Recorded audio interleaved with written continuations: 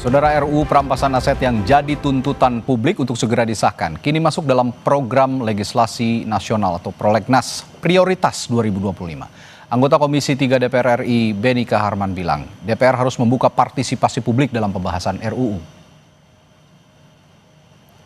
Beni menyatakan masuknya RUU perampasan aset ke prolegnas prioritas 2025 sebagai respons cepat atas tuntutan publik. Namun Beni tidak menjamin RUU perampasan aset ini bakal disahkan tahun ini. Yang terpenting menurutnya adalah pembahasan tentang RUU ini dimulai.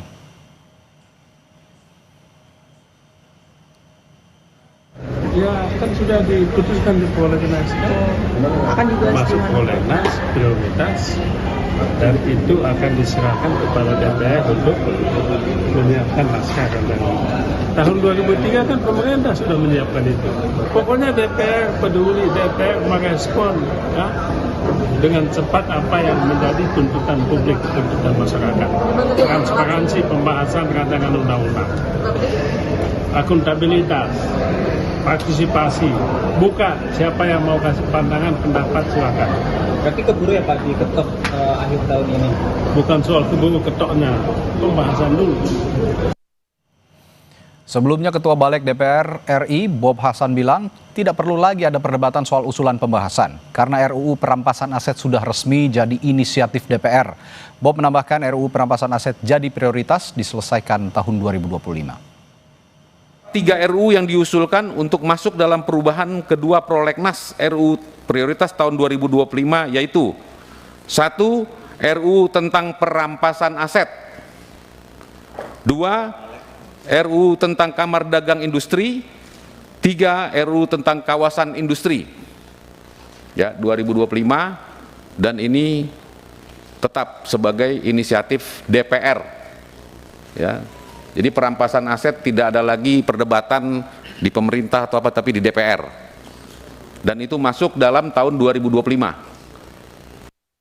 Menteri Hukum Supratman Andi Aktas bilang pemerintah siap untuk membahas RUU perampasan aset bersama DPR. Menurut Supratman, keputusan pemerintah dan DPR agar RUU perampasan aset segera dibahas bukti keberhasilan pertemuan Presiden Prabowo dan Ketua Umum Partai Politik. Sehingga pemerintah tinggal menunggu hasil penyusunannya, kemudian nanti dikirim, Presiden akan menerbitkan surpres. Kita tunggu dulu ya, yang penting keputusan politiknya hari ini lewat Pak Ketua dan teman-teman di Balik sudah jelas tahun ini Undang-Undang Perampasan Aset sudah masuk di tahun 2020. Kan Presiden sudah bertemu dengan ketua-ketua umum partai politik, dan yang kedua juga hari ini menandakan ada keputusan yang diambil. Itu artinya pembicaraan ini sudah dilakukan secara baik ya, dan kita tunggu proses politiknya itu ada di DPR. Rancangan Undang-Undang Perampasan Aset digadang-gadang jadi senjata ampuh untuk menutup celah korupsi yang merugikan negara. Lalu akankah perampasan aset akan membuat jerak koruptor dan bagaimana mekanisme penyitaan harta yang tidak dapat dibuktikan pasal usulnya? Kita akan bahas hal ini bersama Ahmad Doli Kurnia, Wakil Ketua Badan Legislasi DPR RI, dan Zainur Rohman, peneliti Pusat Kajian Anti Korupsi UGM. Selamat malam Bapak-Bapak. Selamat malam. Assalamualaikum warahmatullahi wabarakatuh. Waalaikumsalam warahmatullahi wabarakatuh. Saya ke Bung Doli langsung. Bung Doli, ini kan sudah jadi RUU prioritas dan inisiatif DPR bahkan. Nah, tapi kenapa narasinya seolah-olah ini tidak menjadi sesuatu yang urgent? Padahal RUU perampasan aset ini kalau boleh dibilang ini adalah salah satu tuntutan publik yang kemarin bergejolak di tanah air. Ya, pertama saya mau jelaskan bahwa sebenarnya pembicaraan tentang rancangan undang-undang perampasan aset ini bagi kami di periode ini di DPR itu sudah berlangsung sejak awal periode ini sebetulnya ya. Dan saya juga tahu bahwa di pemerintah juga ada tim di Kementerian Hukum yang juga sering membahas ya tentang bagaimana supaya kita bisa menyesuaikan dengan sistem hukum kita yang tidak mengenal pembuktian terbalik. Terus kemudian bagaimana supaya kalaupun jadi undang-undang ini bisa efektif, tidak disalahgunakan oleh pihak-pihak atau kepentingan-kepentingan tertentu. Jadi itu sebetulnya bergulir selama ini sampai pada kesimpulan kemarin kita akhirnya mendorong supaya diselesaikan dulu undang-undang KUHP, baru nanti kemudian dibahas. Nah kemudian yang kedua yang paling penting adalah kita menempatkan bahwa undang-undang ini kalau nanti sudah menjadi undang-undang ya, perampasan aset ataupun apapun lah namanya nanti, ini adalah bagian dari kita berupaya secara serius untuk melakukan pemberantasan korupsi. Oke. Jadi artinya undang-undang yang berkaitan dengan pemberantasan korupsi sudah ada, ya ada Tipikor, ada TPU, tapi kita lebih memperkuatnya lagi dengan ini. Nah, sehingga memang harusnya ini menambah kekuatan atau nilai positif ya, bukan menjadi hal-hal yang kontraproduktif atau malah yang negatif terhadap pemberantasan korupsi itu sendiri. Nah, yang ketiga, kita kemarin menetapkan pada tanggal 9 September itu setelah melakukan ya tadi ya kajian situasi. Pertama kita cek teman-teman di Komisi 3 pembahasan undang KOHOP itu sudah hampir selesai. Mungkin sekitar mungkin bisa diselesaikan di akhir masa sidang ini ya. Dan kemudian momentumnya ketemu dengan apa yang disampaikan adik-adik mahasiswa atau masyarakat kemarin dalam tuntutan 17+8 itu. Ya. Nah, itu yang saya kira kemarin pada akhirnya kita putuskan ya, sehingga sekarang masuk di dalam prolegnas prioritas tahun 2025. Oke, saya tertarik dengan pernyataan Anda, jangan sampai RUU ini menjadi sesuatu hal yang kontraproduktif. Di mana celah kontraproduktifnya? Bukankah RUU perampasan aset ini misinya adalah dalam tanda kutip memiskinkan koruptor, yang selama ini koruptor hanya dihukum tapi tidak dimiskinkan, sehingga masih tidak ada efek jera dalam kasus-kasus korupsi? Ya, tentu kita setuju ya, ketika seseorang atau kelompok orang setelah dibuktikan dan kemudian dinyatakan ya bersalah oleh peradilan kita, di mana mereka itu mengambil atau merugikan negara, tentu kemudian harus dikembalikan dan kemudian harus ada efek jera ya. Apakah kemudian nanti itu yang akan kita bahas. Apakah itu dimiskinkan dan proses pemiskinannya seperti apa gitu ya. Dan itu kan juga harus didetailkan nanti. Nah, kemudian yang kedua tadi yang saya sebut misalnya bisa jadi kontraproduktif itu adalah apabila undang-undang ini kalau tidak diatur secara detail dan kemudian kita tidak memperkuat aparat-aparat penegak hukum yang akan menggunakan atau yang kemudian menjadi melakukan tindakan terhadap tindak lanjut dari undang-undang ini, yaitu tidak disalahgunakan ya, tidak menyasar kepada orang-orang yang memang mungkin tidak terbukti melakukan kesalahan. Jadi kita tidak boleh kemudian menggunakan semua perangkat atau instrumen hukum termasuk undang-undang ini untuk proses kriminalisasi misalnya, atau kemudian menyasar kepada orang-orang yang ya memang tidak melakukan tindak pidana ya kemudian terkena dan seterusnya lah. Jadi memang ini harusnya tepat sasaran, kemudian kerugian negara yang diambil harus dikembalikan kepada negara. Itu saya kira nanti yang akan lebih di depan untuk menjadi substansi dalam pembahasan undang-undang ini. Ya, saya tertarik juga pernyataan Anda tadi soal jangan sampai RUU ini nanti ataupun undang-undang ini apapun namanya nanti disalahgunakan untuk kepentingan tertentu. Saya akan tanyakan itu, tapi saya harus ke Mas Rohman dulu untuk menanyakan perspektifnya Mas Rohman tentang urgensi pembahasan RUU perampasan aset ini yang berlarut-larut, bahkan sampai detik ini juga seolah narasinya di DPR ini tidak menjadi sesuatu yang urgent. Bagaimana ini Mas Rohman? Ya, tentu Republik ini sudah sangat lama ya menanti undang-undang perampasan aset. Pertama kali dimuat dalam prolegnas, saya ingat saya itu 2008, ya. 17 tahun yang lalu gitu ya. Sudah sangat lama. Nah, ini narasinya semakin menguat dengan tuntutan mahasiswa dan rakyat kemarin gitu ya.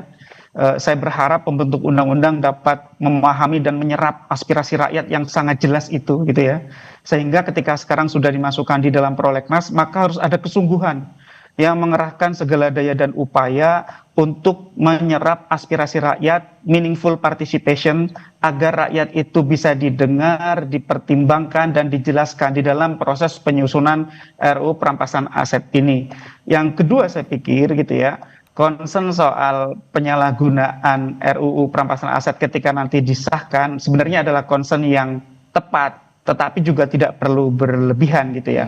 Kenapa? Karena undang-undang apapun itu bisa disalahgunakan kalau aparat penegak hukumnya tidak beres, kalau banyak judicial corruption, korupsi di bidang penegakan hukum.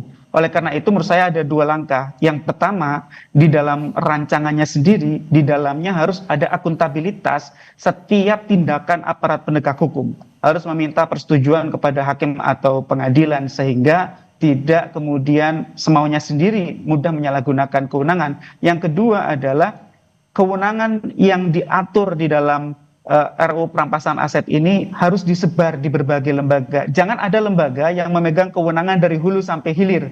Power tends to corrupt. Kalau kewenangannya absolut, itu korupsinya akan absolut. Dan itu bisa diatur sedemikian rupa, sudah ada banyak contoh-contohnya di negara yang lain gitu ya. Jadi menurut saya tinggal ini bagaimana DPR berkomitmen untuk serius membahas RUU perampasan aset ini, membuka ruang partisipasi seluas-luasnya. Publik juga tidak menuntut harus 3 bulan sah, tidak saya pikir. Yang penting kesungguhan untuk memulai membahas ini dan secara partisipatif membuka perdebatan publik yang berkualitas agar RUU perampasan aset ini yang pertama harus tajam, punya gigi, tapi yang kedua juga akuntabel. Kenapa saya katakan harus tajam, punya gigi? Karena pada prinsipnya non-conviction based asset forfeiture itu hanya sebagai komplement, sebagai pelengkap ketika sistem peradilan pidana itu memiliki keterbatasan-keterbatasan. Sehingga di negara-negara yang sudah maju, NCB itu adalah sebagai pelengkap. Nah, kalau di konteks Indonesia, kebetulan proses pidananya juga masih banyak masalah, sehingga menurut saya ada satu konsep yang sangat penting diadopsi di dalam RUU perampasan aset, yaitu illicit enrichment, pengayaan yang tidak wajar itu, Mas Radi. Agar apa? Agar ini melengkapi unexplained wealth yang sekarang dianut di dalam draft rancangan itu. Sehingga menurut saya sih dari sisi konsep semuanya sudah tersedia. Perdebatan ahli juga sudah berlangsung belasan tahun. Yang paling penting adalah DPR harus membuka diri kepada publik untuk memberikan aspirasinya agar RUU perampasan aset ini bisa segera dibahas, punya gigi yang tajam, tetapi sekaligus juga akuntabel sehingga tidak mudah disalahgunakan oleh APH kita. Itu Mas Roman, saya juga tertarik dengan pernyataannya Menteri Hukum Supratman Andi Aktas tadi yang mengatakan bahwa ini dilanjutkannya RUU perampasan aset ini dan menjadi RUU prioritas DPR karena berhasilnya Presiden Prabowo bicara dengan partai-partai politik. Ini saya tertarik dengan pernyataan ini. Apakah ini pertanda bahwa partai politik juga ya dalam tanda kutip ya punya kekhawatiran dengan disahkannya RUU perampasan aset ini? Memang banyak sekali yang memandang seperti itu ya, Mas Radi ya. Kenapa 17 tahun tidak banyak perkembangan gitu ya? Karena ya elit-elit tidak punya kehendak yang kuat gitu ya. Kalau punya kehendak yang kuat, rancangan undang-undang 13 hari ada yang jadi kok gitu ya. Jadi sebenarnya ini soal bagaimana kemudian konsolidasi ya politik yang ada di tingkat elit itu tuntas. Ketika sudah ada kata yang jelas dari eksekutif, dari presiden, kan tinggal bagaimana 82% suara di parlemen itu bisa diajak untuk punya komitmen yang sama gitu ya. Sehingga menurut saya seharusnya dengan kondisi yang sekarang juga publik tuntutannya sangat kuat ya. Apalagi sekarang publik ini mengintip ya dunia internasional ya Mas Radi ya. Publik mengintip Nepal, publik mengintip tempat-tempat lain. Nepal itu bukan soal diblokirnya sosmed. Nepal itu youth movement karena korupsi yang sangat luar biasa menggejala di sana. Nepal itu indeks persepsinya mirip Indonesia gitu ya. Indeks persepsi korupsinya di angka yang buruk sehingga mereka punya aspirasi agar ada gerakan anti korupsi. Meskipun ya saya berharap kejadian di Nepal jangan sampai terjadi di Indonesia dalam konteks kerusuhannya, tetapi yang harus direspon oleh elit-elit kita adalah kehendak rakyat itu harus dapat ditangkap dengan baik dan kemudian diberi saluran yang itu tadi, didengar, dipertimbangkan dan mendapatkan penjelasan sehingga meaningful participation. Mas Radi. Ini masih berkaitan dengan partai politik. Saya kembali ke Bung Doli kalau begitu. Ini tadi saya sempat singgung, Bung Doli menyatakan jangan sampai ini disalahgunakan untuk kepentingan tertentu begitu ya, termasuk mungkin kepentingan politik atau kriminalisasi. Saya akan tanyakan bagaimana DPR juga menjawab kekhawatiran publik soal RUU perampasan aset ini bisa disalahgunakan untuk kepentingan politik atau kriminalisasi lawan politik. Saya akan tanyakan hal itu setelah jeda di Sapa Indonesia Malam. Tetaplah bersama kami.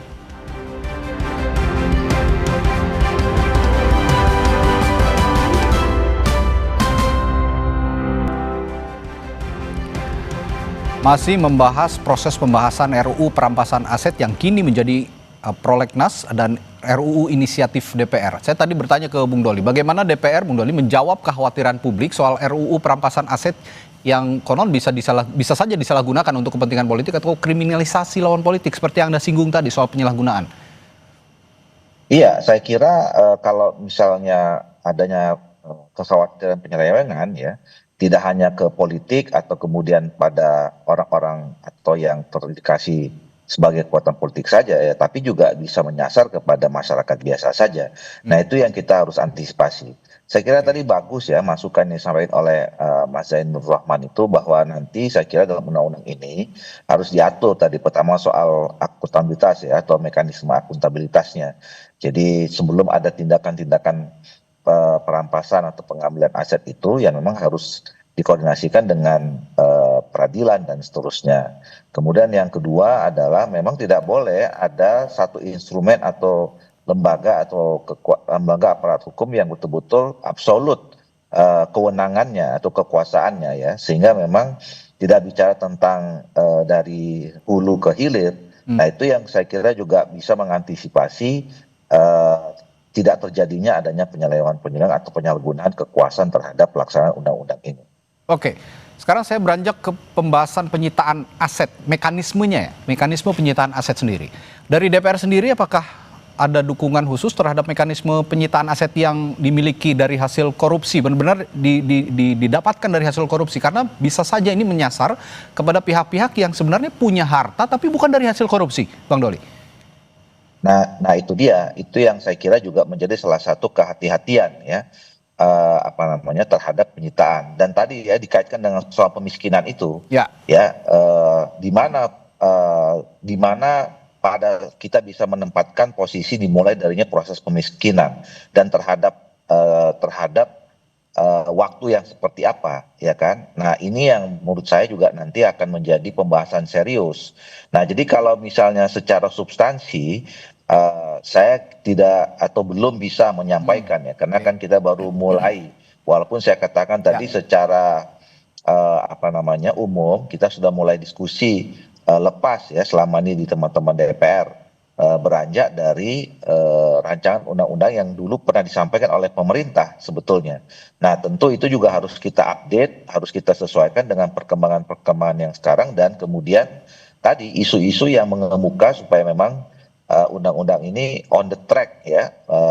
Poinnya adalah untuk membantu mensukseskan rencana kita untuk memberantas korupsi dan kemudian kekayaan negara itu yang memang bukan kepada haknya yang diberikan, itu dikembalikan kepada negara untuk dikembalikan kepada kepentingan rakyat bangsa dan negara kita, kira-kira begitu. Oke, kalau gitu untuk substansi mungkin Mas Rohman punya masukan terhadap hal ini, bagaimana mekanisme pembuktian terbalik atas harta yang tidak dapat dijelaskan sumbernya misalnya, Mas Rohman? Ya, untuk menghindari power imbalance ya, ketidakseimbangan power, maka pembuktian itu seharusnya tetap dilakukan oleh JPU gitu ya. Tetapi ya bagi penguasa hartanya itu dapat membuktikan sebaliknya. Nah, jadi kalau tadi kan Pak Ahmad Doli menyampaikan Indonesia itu tidak mengenal pembuktian terbalik sepenuhnya gitu ya. Di dalam Undang-Undang Tipikor pun sebenarnya itu semi begitu ya. Sebenarnya sudah ada pasal di dalam Undang-Undang Tipikor yang mengatur semi gitu ya. Juga di Undang-Undang TPPU itu juga semi pembuktian terbalik. Bisa dikatakan ya tidak sepenuhnya pembuktian terbalik, tetapi di sana yang wajib membuktikannya adalah JPU, tetapi bagi pihak yang menguasai harta tersebut boleh membuktikan kalau harta tersebut diperoleh dari sumber yang sah, maka dia tidak akan disita gitu ya. Jadi persoalan pemiskinan sebenarnya itu adalah bahasa populer, bukan merupakan bahasa hukum. Harta yang bisa disita itu yang pertama adalah yang merupakan alat kejahatan, hasil kejahatan terkait dengan kejahatan, atau sebagai bentuk uang untuk mengganti dari hasil kejahatan yang disembunyikan atau dilarikan atau dicuci gitu ya. Misalnya hasil kejahatannya itu tidak diketahui karena misalnya dilarikan ke luar negeri. Nah, maka harta sah yang ada di dalam negeri itu bisa dilakukan penyitaan untuk dimohonkan kepada pengadilan untuk dirampas sebagai bentuk pengganti atas hasil korupsi. Nah, apa bedanya antara RUU perampasan aset dengan model undang-undang tindak pidana korupsi misalnya. Ya. Undang-undang tindak pidana korupsi itu kan yang menjadi tersangka dan terdakwanya adalah orang pelaku, baik itu orang manusia atau orang badan usaha, right person atau naturalized person. Sedangkan kalau dalam RUU perampasan aset yang menjadi fokus itu adalah asetnya gitu ya. Jadi tidak perlu membuktikan dalam konteks perbuatan pidananya harus terbukti, tetapi hartanya itu bisa disita ketika harta itu tidak berasal dari sumber yang sah atau berasal dari sumber yang tidak sah itu, sehingga namanya non conviction based asset forfeiture gitu ya, NCBAF itu tadi. Itu yang membedakan konsep antara peradilan pidana dengan peradilan perampasan aset. Dan peradilan perampasan aset ini kuasi antara pidana dan perdata. Dan yang penting, harta korupsi yang dirampas ini sebetulnya harus kembali ke rakyat juga. Karena sistem penyimpanan dan pengelolaan harta rampasan ini kalau tidak dikelola dengan baik juga bisa terjadi penyalahgunaan. Pertanyaan saya adalah, banyak nih kasus korupsi berhenti di vonis pidana tanpa ada pengembalian aset hasil korupsi saat ini. Nah, menurut Mas Rohman bagaimana strategi hukum yang adil agar hasil korupsi ini bisa kembali ke rakyat seperti yang saya katakan tadi? Ya, kalau dalam konteks RUU perampasan aset, pembahasan yang pertama adalah lembaga. Siapa yang mengelola asetnya gitu ya. Itu penting karena harus lembaga yang amanah gitu ya. Kalau kami usulkan, lembaga itu adalah lembaga tersendiri. Jangan di institusi penegak hukum gitu ya. Misalnya di KPK jangan, atau juga di Kejaksaan juga jangan. Kalau institusi tersendiri yang sudah ada misalnya di DJKN ataukah dibentuk baru juga silahkan. Tapi kalau bentuk baru itu costly, mahal, ya sudah. Indonesia kan negara punya DJKN yang melakukan pengelolaan terhadap kekayaan negara. Tinggal nanti dibentuk unit khusus di dalam DJKN itu misalnya. Jadi menurut saya yang paling penting adalah ketika sudah ada proses pidana di kamar pidana, kemudian dari sisi perampasan asetnya hanya berfokus kepada asetnya saja. Ketika asetnya sudah berhasil dirampas, maka jangan sampai aset itu disalahgunakan, misalnya diselewengkan oleh aparat penegak hukum. Maka itu dikelola oleh LPA, ya lembaga pengelola aset. Ya nanti siapa itu yang nanti bisa dibahas di DPR. Yang tadi kami usulkan itu adalah di DJKN dan itu bisa dibuat unit tersendiri di sana, sehingga itu tadi mengurangi potensi abuse of power kalau hulu sampai hilir ada di tangan satu institusi gitu ya. Sehingga institusi, itu betul, tadi saya sepakat. Harus disebar begitu ya pengelolaannya berarti harus disebar. Dan karena kalau disebar pengawasannya juga bisa bersama. Nah, pertanyaan saya berikutnya ke Bung Doli. Sejauh ini apakah DPR sudah membuat regulasi atau ada setidaknya pembahasan yang memastikan harta rampasan dikelola dengan transparan? Bung Doli? Oh baik, sepertinya ada kendala sambungan bersama Bung Ahmad Doli Kurnia. Kalau begitu saya kembali ke Mas Rohman. Kalau gitu Mas Rohman, kalau melihat tadi lembaga-lembaga yang harusnya punya integritas penuh begitu ya untuk mengelola rampasan aset ini, dan sepertinya pengawasannya juga harus bersama dan tidak dikelola secara tunggal. Menurut Anda lembaga-lembaga siapa saja yang benar-benar bisa mengelola harta rampasan ini dengan baik? Ya itu Mas. Oh baik, saya bertanya dulu ke Mas Rohman, silakan. Nanti saya terakhir ke Bung Doli, silakan. Baik. Mas Rohman. Mas Radi, jadi harta rampasan itu kan sifatnya macam-macam ya. Ada yang mudah rusak, ada yang tahan lama gitu ya. Misalnya hewan ternak tuh, hewan ternak segera melahirkan. Kalau tidak diurus juga dia kurus dijual murah gitu ya. Atau ada yang berupa kebun harus diurus. Atau yang berupa saham misalnya harus diurus gitu ya. Sehingga yang mengurus adalah sebaiknya lembaga yang memiliki kemampuan untuk mengurus itu. Dan yang salah satu yang menurut saya tepat itu adalah Direktorat Jenderal Kekayaan Negara di Kementerian Keuangan. Mereka sudah punya sistemnya, sudah punya SDM-nya, sudah punya betul. Sehingga itu tinggal dilanjutkan saja. Kalau di aparat penegak hukum, misalnya di KPK atau di Kejaksaan, ya mereka kan spesialisasinya di bidang penegakan hukum.